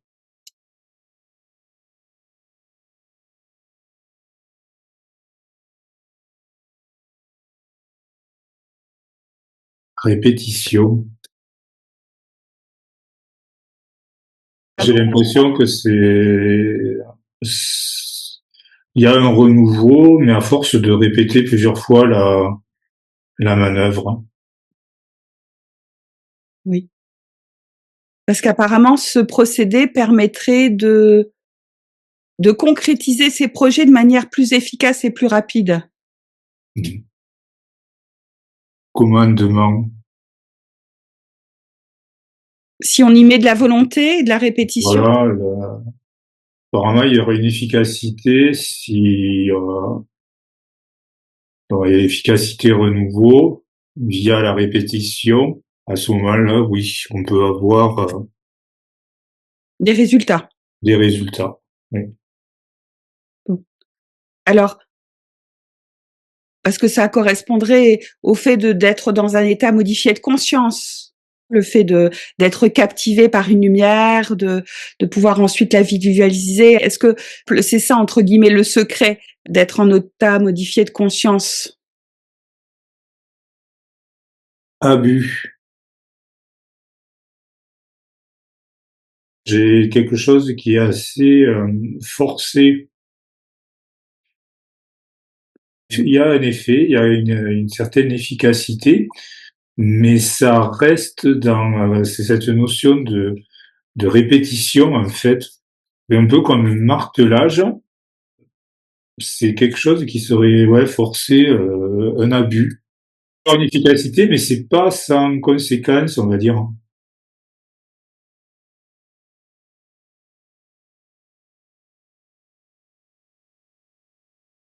Ça rejoint un peu les procédés tibétains qui permettaient d'avoir des intentions et d'être en capacité après de les matérialiser au niveau énergétique, hein. Donc là, le fait d'utiliser une lumière particulière associée aux intentions, des visualisations. Donc il y a un petit côté peut-être magique aussi. Donc la question que je me posais, est-ce qu'il y a dans ce procédé possibilité d'interférence de l'obscur?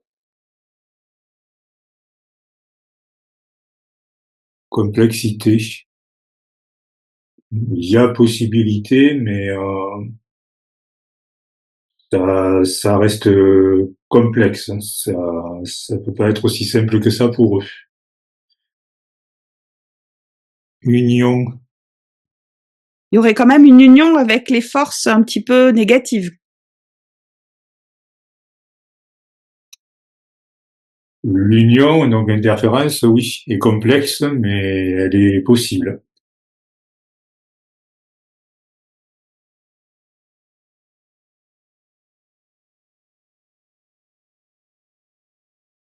Mais on va poser la question autrement.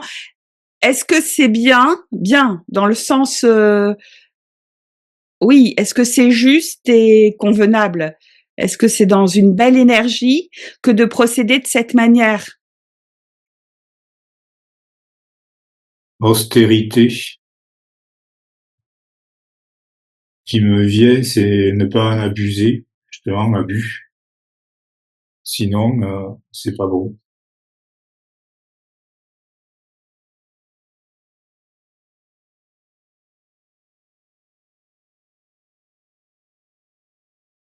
Alors, dans quel sens ce ne serait pas bon?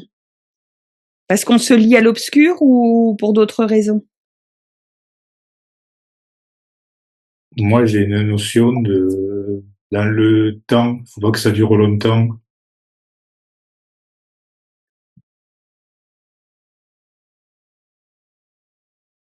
Une carte de la nature. On s'éloigne du naturel, peut-être de la manière de procéder naturellement. Mais c'est ça, il y a quelque chose, moi, c'est depuis ce début, il y a cette notion de que c'est quelque chose qui est forcé par la répétition. Et au final, à trop en abuser, on s'éloignerait de la nature, oui. Donc, en s'éloignant de la nature, on peut en même temps se rapprocher des énergies néfastes. Dans ce cas-là, oui. Puis,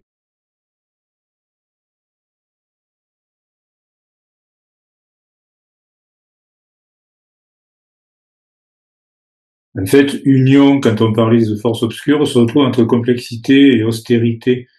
Donc, c'est complexe pour eux, mais pareil, Monsieur Gémeaux, c'est la carte de pas en abuser. Il y a aussi une question de dépendance, du coup, qui apparaît. C'est ça le risque. Le risque, c'est de se prendre au jeu, de répéter, de voir qu'il y a des résultats, de recommencer encore pour n'importe quoi, pour n'importe Ouais. quel sujet, et d'être pris au piège et de s'éloigner de la nature. De s'éloigner de la nature. Et peut-être sans s'en apercevoir, se rapprocher des mauvaises énergies. Oui, oui, c'est ça.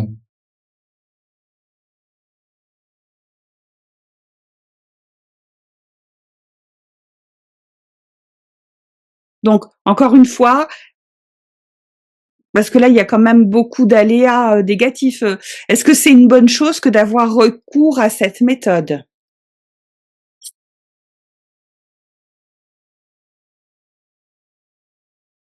Oui, dans la bienveillance.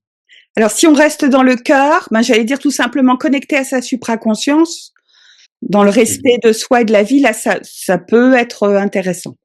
Ouais.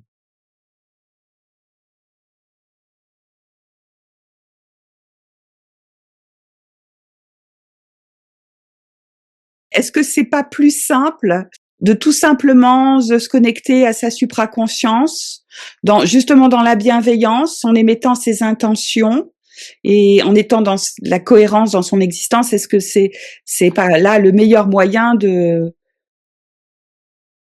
C'est même le futur. C'est le bon procédé pour réaliser ses rêves et ses souhaits. Ouais.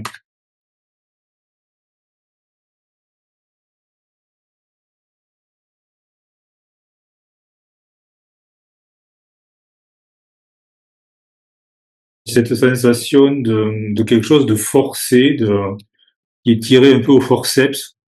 Il y a facilement de dérives et du coup, on aurait tendance à s'éloigner du cœur. À rechercher le pouvoir, l'abondance matérielle, des choses qui, en fait, t'éloignent du cœur. Ouais.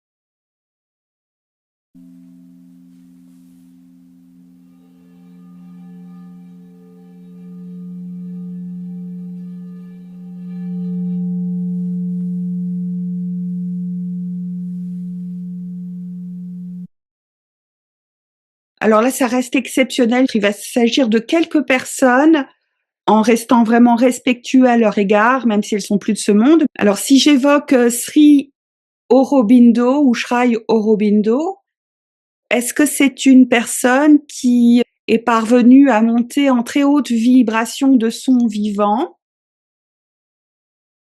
dans une belle connexion à sa supraconscience? Matérialité. Ça correspond peut-être à la question suivante. Oui, peut-être, mais il est quand même bien resté dans la présence matérielle, dans la présence terrestre. Moi, c'est ce qui me vient, oui.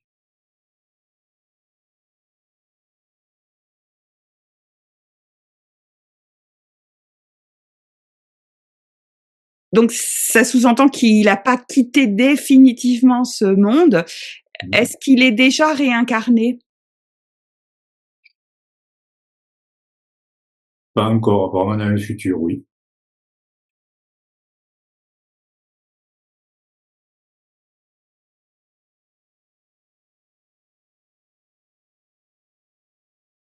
Est-ce que c'est une belle âme? Bon, moi, je pense que oui, mais est-ce que le chemin qu'il avait commencé, il était bien avancé quand même? Ah oui, amour. Oui. Voilà, il incarne le cœur vraiment, hein. Ouais. Donc, une belle personne.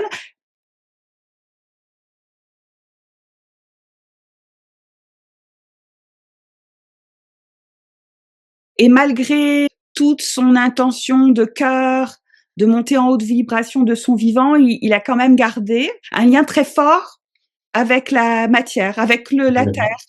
Ouais.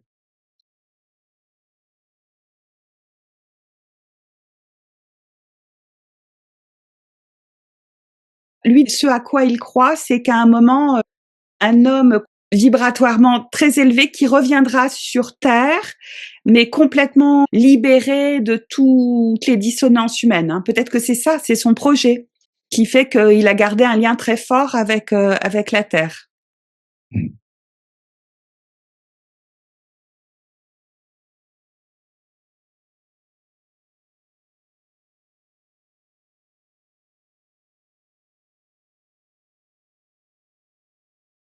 Rudolf Steiner, est-ce qu'il était de son vivant, est-ce qu'il est monté en belle connexion avec sa supraconscience? Équilibre. Il a su acquérir un certain équilibre. Ouais. Liberté. Donc, oui. Et oui, puis en plus, c'est l'un de... Parce qu'il a écrit peu d'ouvrages dont un au sujet de la liberté. C'est étonnant, hein. D'accord.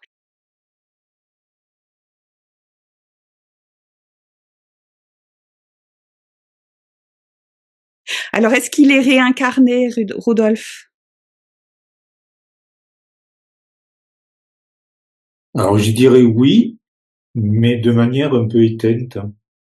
On voit bien que la lumière, elle est cachée. Alors, peut-être que oui, mais ou alors parce qu'il est encore petit enfant, ou alors de manière plus éthérée, c'est-à-dire que comme il avait trouvé une forme d'équilibre, un véritable équilibre, une véritable liberté dans sa vie précédente, ça lui permet maintenant de revenir sur le plan de la matière, mais plus éthérisé. En tout cas, c'est différent, c'est sûr. Je ressors la carte amour. J'ai dessus. Donc oui, il est quand même plus élevé, oui. Parce que c'est l'amour, c'est vraiment un sentiment élevé, oui. Oui, donc il a pas quitté le plan terrestre, on vient à la dimension terrestre, et là il est dans un processus de réincarnation pour aller encore plus loin dans l'ouverture du Non, cœur, voilà, dans l'expérience de haute vibration. ouais.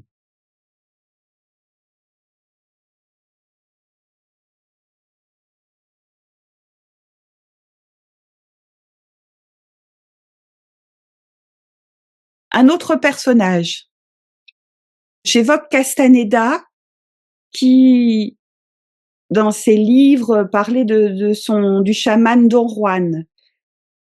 Alors, est-ce que Don Juan a réussi, avec toute sa petite équipe d'apprentis, à quitter définitivement L'incarnation, le processus d'incarnation. Don Juan, Don Gennaro, est-ce qu'ils ont réussi à monter très haut en vibration? Confiance. Bon, oui.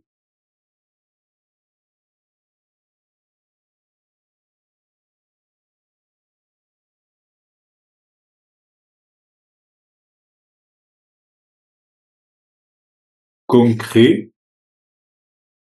une comparaison.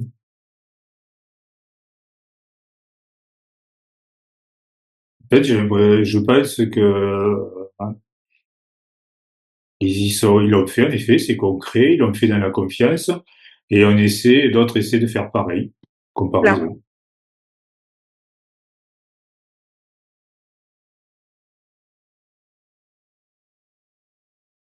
c'est étonnant comment ça répond à l'avance. Je voulais savoir si les enseignements de Don Juan étaient de bons enseignements qui étaient une des voies pour permettre une libération complète de toutes ces appartenances terrestres. Comparaison, oui, il faut faire pareil. Ça peut être un bon procédé. Hmm.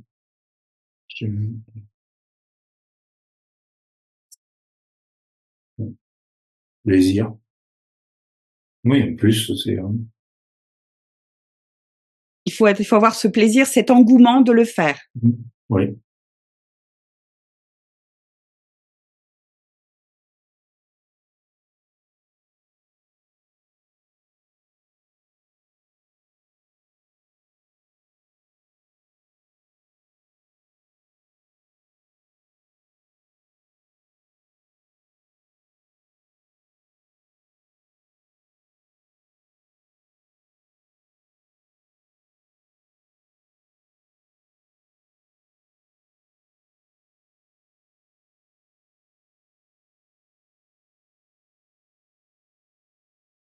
Il est vraiment important de prendre conscience que tout ce sur quoi on porte son attention, on s'en imprègne, et ce d'autant plus que l'on réagit émotionnellement.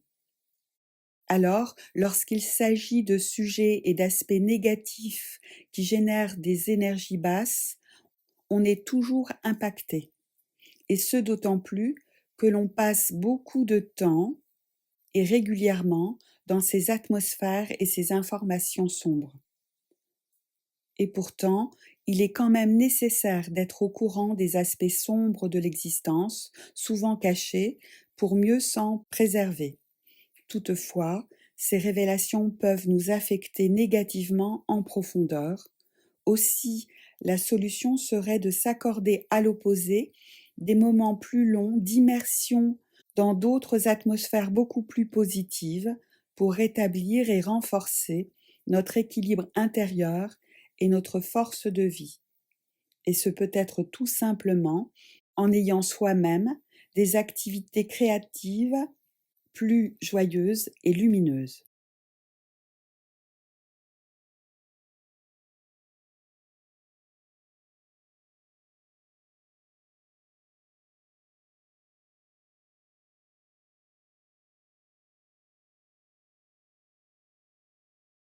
Nous sommes naturellement des êtres mimétiques et créatifs.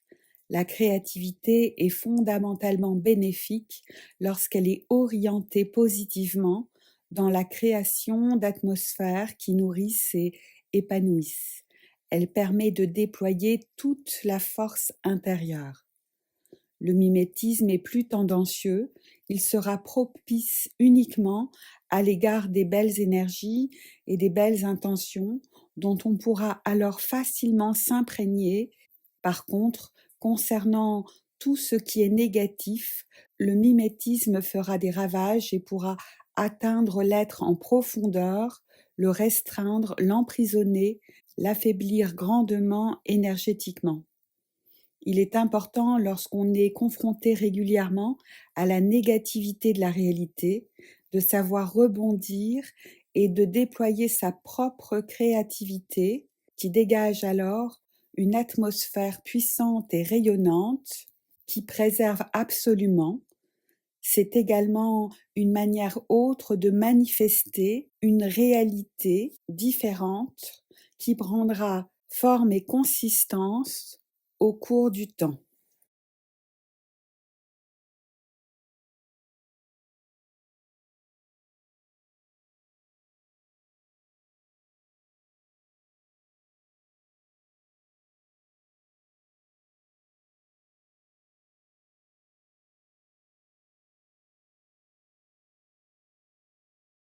Si l'on veut maintenir son équilibre intérieur, son énergie et toute sa clarté, il est important de savoir gérer le négatif, c'est-à-dire toutes les informations, les événements, les situations personnelles et collectives qui sont contraires à notre harmonie intérieure.